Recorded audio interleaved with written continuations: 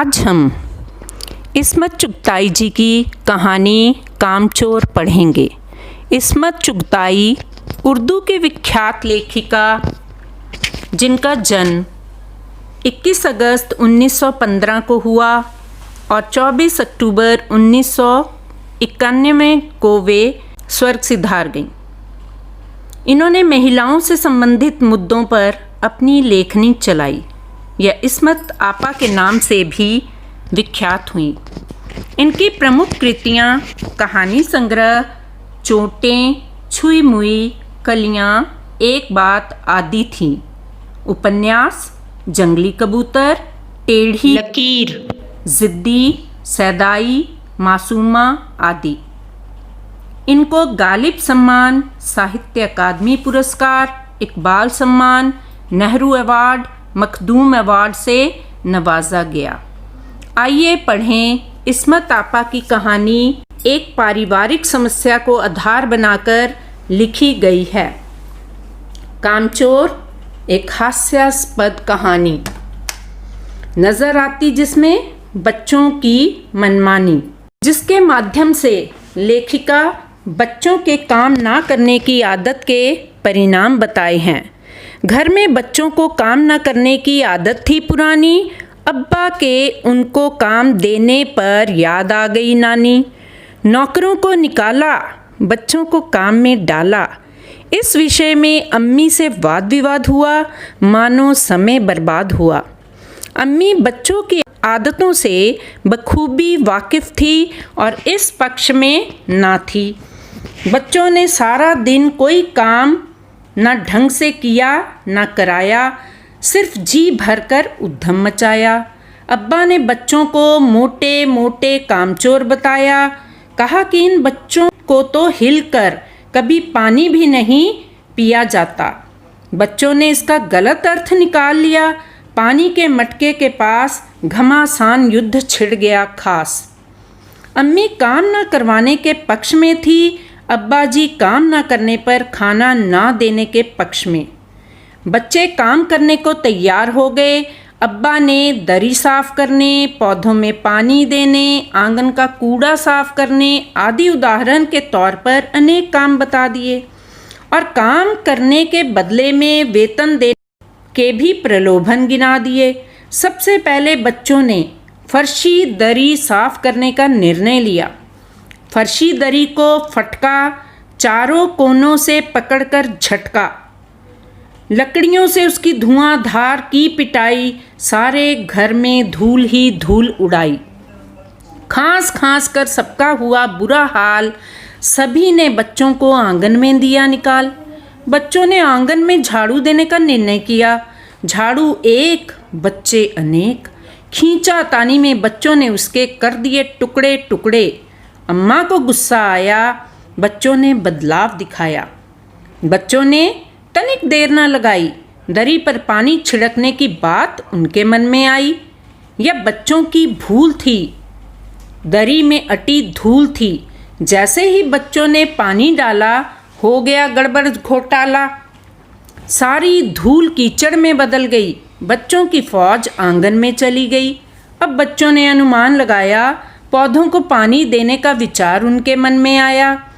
बच्चों को छूट हो गई, बर्तनों की लूट हो गई। उन्होंने डोंगे, कटोरे, गिलास कुछ भी ना छोड़ा। नल पर घमासान की ओर रुख मोड़ा।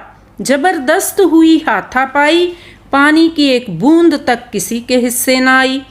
इस धींगा मस्ती में बच्चे कीचड़ से हुए लथपथ। उन्हें नहलाने, धुलाने, कपड़े बदलवाने के लिए पड़ोस के नौकरों को बुलाया गया। झटपट बच्चों को नहलाया गया। 4 आना प्रति बच्चा चुकाया गया। फिर बच्चों ने मुर्गियों को घुरने में बंद करना चाहा। मुर्गियां इधर उधर भाग कर हद कर दी। सारी खीर बेकार कर दी। एक बड़े मुर्गे ने खुले पानदान पंजे डुबो दिए और कत्थे चूने से सने पंजों से नानी अम्मा की सफ़ेद चादर पर निशान लगा दिए। एक मुर्गी पतली नाली में फिसली। सारे कीचड़ हाथ मुंह धोती मौसी के मुंह पर आ गिरी।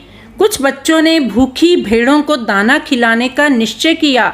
दाने का सूप देखकर भी भाग खड़ी हुई भेड़ों का बानू दीदी के पहले दुपट्टे और फिर सब्जी वाली की सब्जियों को नुकसान पहुंचा दिया।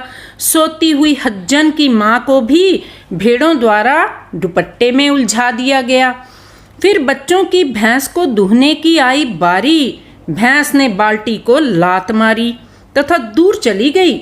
बच्चों ने अब भैंस का दूध दोहने की बारी आई। उनके पास दिखाई दी सोते हुए चाचा जी की चारपाई। बच्चों ने भैंस के अगले पिछले पैर बांधकर दूध दूहना चाहा। पिछले पैर सोते हुए चाचा जी की चारपाई से बांध दिए। अगले पैर बांधने की कोशिश की, तभी भैंस चारपाई समेत भागने लगी। चारपाई पानी के ड्रम से टकराई, पानी छलका। पहले चाचा जी को तूफान में फंसे होने और भूचाल का अंदेशा हुआ। फिर मानो नींद में ही आंधी आई। असली बात पता चलने पर उन्होंने बच्चों के माता पिता को खूब खरी खोटी सुनाई। बड़ी हास्यास्पद स्थिति पैदा हो गई। भैंस चाचा जी की चारपाई लेकर भागती रही, तभी अपने बछड़े को देखकर रुक गई। बच्चों के कारण सारा घर अस्त व्यस्त हो गया। परिवार का हर व्यक्ति त्रस्त हो गया। पूरे घर में मुर्गियाँ, टूटे हुए तसले, बाल्टियाँ, लोटे, कटोरे और बच्चे ही बच्चे थे। बच्चों को घर से बाहर किया गया, मुर्गियों को बाग में भेजा गया, तरकारी वाली को सांत्वना बंधाई, उसके नुकसान की कर दी गई भरपाई। मम्मी ने गुस्से में आगरा जाने के लिए बांध लिया सामान। अब्बा ने गुस्से में बच्चों को किसी भी चीज़ को हाथ ना लगाने का दे दिया फरमान और रात का खाना ना देने की धमकी भी दे दी। बच्चों ने उठकर पानी तक ना पीने का निश्चय कर लिया।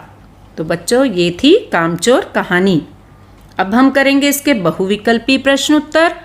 बहुत देर के बाद वाद विवाद के बाद क्या तय किया गया?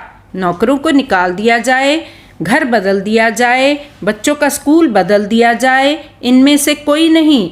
तो इसका सही उत्तर है नौकरों को निकाल दिया जाए। सारे घर में धूल भर जाने का क्या कारण था? दरवाजे खुले रह गए थे, धूल आंधी चलने के कारण, बच्चों द्वारा दरी की सफाई के कारण, कालीन की सफाई के कारण। तो इसका सही उत्तर है बच्चों द्वारा दरी की सफाई के कारण। हज्जन माँ क्या कर रही थी? बर्तन मांज रही थी, सूप बना रही थी, दुपट्टे पर सितारे लगा रही थी, दुपट्टे से मुंह ढककर सो रही थी। तो इसका सही उत्तर है दुपट्टे से मुंह ढककर सो रही थी। भैंस के पैर किससे बांधने का निश्चय किया गया? झूले की रस्सी से, जंजीर से, सूत के धागे से, दुपट्टे से। तो इसका सही उत्तर है झूले की रस्सी से। काम ना करने वालों को कौन सी सज़ा देने का निश्चय किया गया? कमरे में बंद करने का, रात का खाना ना मिलने का, सारे घर की सफाई का, नए कपड़े ना मिलने का। तो इसका सही उत्तर है रात का खाना ना मिलने का। बच्चे किस लालच में काम करने को तैयार हो गए? नए कपड़े के लालच में, तनख्वाह मिलने के लालच में, पैसे मिलने के लालच में, बाजार घूमने के लालच में। तो इसका सही उत्तर है तनख्वाह मिलने के लालच में। कहानी में मोटे मोटे शब्द किसके लिए प्रयुक्त किया गया है? कुत्तों के लिए, सेवकों के लिए, घर के आलसी बच्चों के लिए, हाथी के बच्चों के लिए। तो इसका सही उत्तर है घर के आलसी बच्चों के लिए। बच्चों ने कहाँ पर झाड़ू लगाने का निश्चय किया? आंगन में, छत पर, गली में, विद्यालय में। तो इसका सही उत्तर है आंगन में। पास के बंगले में किनको बुलवाया गया? नौकरों को, कारीगरों को, मालियों को, मिस्त्री को। तो इसका सही उत्तर है पास के बंगलों से नौकरों को बुलवाया गया। तरकारी वाली रसोइये को क्या तोलकर दे रही थी? मटर की फलियां, शलगम, आलू, गाजर। तो इसका सही उत्तर है मटर की फलियां। घर की व्यवस्था को दुरुस्त करने के लिए क्या किया गया? बच्चों को बाहर भेजा गया, बर्तन यथास्थान रखे गए, मुर्गियों को बाग में भेजा गया, उपयुक्त सभी। तो इसका सही उत्तर है उपयुक्त सभी। घर में तूफान उठ खड़ा हुआ क्यों कहा गया है? घर में मुर्गियां होने के कारण, भेड़ों के कारण, टूटे तसले, बाल्टियां, लोटे, कटोरे के कारण, उपयुक्त सभी। तो इसका सही उत्तर है उपयुक्त सभी। चाचा जी किसे बुरा भला कह रहे थे? बच्चों को, भैंस को, बच्चों के माता पिता को, तीनों को। तो इसका सही उत्तर है बच्चों के माता पिता को। पानी के नल के पास बच्चों द्वारा की गई धक्का मुक्की का क्या परिणाम हुआ? एक बर्तन में भी एक बूंद पानी भरा न जा सका, बच्चे एक के ऊपर एक गिर गए, कुछ बर्तन टूट गए, पानी व्यर्थ बहता रहा। तो इसका सही उत्तर है एक बर्तन में भी एक बूंद पानी भरा ना जा सका। दरी पर पानी का छिड़काव करते ही क्या हुआ? धूल उड़ने लगी, दरी गीली हो गई, धूल कीचड़ बन गई, दरी भारी हो गई। तो इसका सही उत्तर है धूल कीचड़ बन गई। रुई के तकिए किसको कहा गया है? खरगोश को, फर को, भेड़ों को, रुई के ढेर को। तो इसका सही उत्तर है भेड़ों को। मुर्गी के मोरी यानी के नाली में फिसलने से क्या हुआ? सारा कीचड़ मौसी के मुंह पर जा पड़ा, तरकारी वाली की टोकरी गिर गई, मटर की फलियां मोरी में गिर गई, खीर के प्याले खाली हो गए। तो इसका सही उत्तर है सारी कीचड़ मौसी के मुंह पर जा पड़ी। अम्मा कहाँ जाने के लिए अपना सामान बांधने लगी? आजमगढ़, देहरादून, आगरा, दिल्ली। तो इसका सही उत्तर है आगरा। नौकर निकालने का निश्चय क्यों किया गया? काम सही तरीके से ना करने के कारण, बच्चों को काम की आदत डालने के लिए, चोरी की आदत के कारण, नौकरों के बदतमीजी के कारण। तो इसका सही उत्तर है बच्चों को काम की आदत डालने के लिए। भैंस के पिछले 2 पैरों को किससे बांधा गया? चाचा जी की चारपाई से, पेड़ से, झूले से, पानी खींचने वाली रस्सी से। तो इसका सही उत्तर है चाचा जी की चारपाई से। कहानी के अंत में बच्चों ने क्या निश्चय किया? वह काम ध्यान से करेंगे, काम मिलजुल कर करेंगे, धक्का मुक्की नहीं करेंगे, हिलकर पानी भी नहीं पिएंगे। तो इसका सही उत्तर है हिलकर पानी भी नहीं पिएंगे।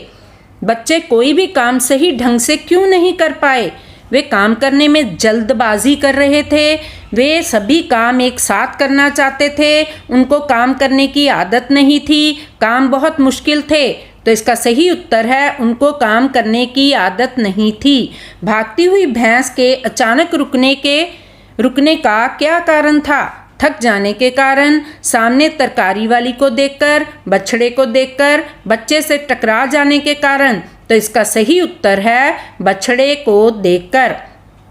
प्यारे बच्चों, घर के छोटे छोटे कामों में अपने माता पिता का हाथ अवश्य बटाओ। काम आत्मविश्वास से करो। काम करने से हम परिवार, समाज, देश पर बोझ नहीं बनते।